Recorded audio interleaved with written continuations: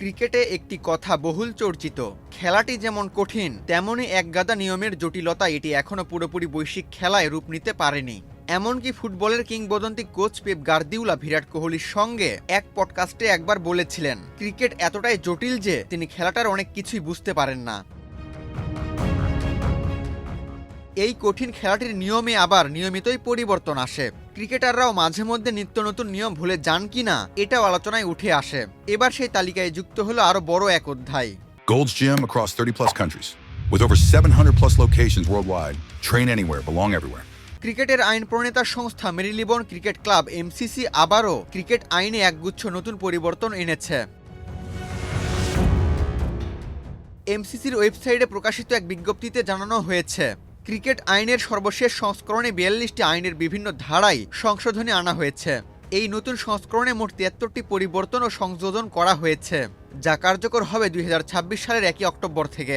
এমসিসির দাবি, এসব পরিবর্তনের অন্যতম প্রধান লক্ষ্য হল অপেশাদার ক্রিকেটারদের জন্য খেলাটিকে আরও সহজ, সাশ্রয়ী ও সহজলভ্য করে তোলা।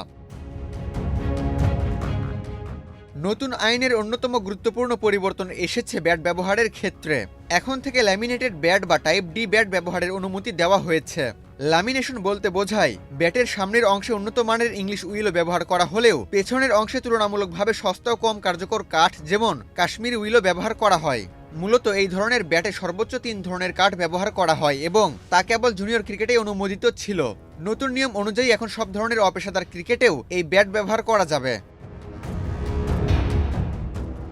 এছাড়াও নতুন আইনে হিট উইকেট, সীমানায় ক্যাচ নেওয়া এবং শর্ট রান সংক্রান্ত নিয়মে গুরুত্বপূর্ণ পরিবর্তন আনা হয়েছে।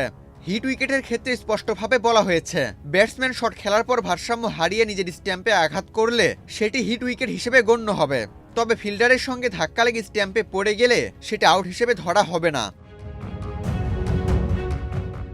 সীমানায় ক্যাচ নেওয়ার ক্ষেত্রে বহুল আলোচিত বানি হপ ক্যাচের নিয়মেও কড়াকড়ি আনা হয়েছে।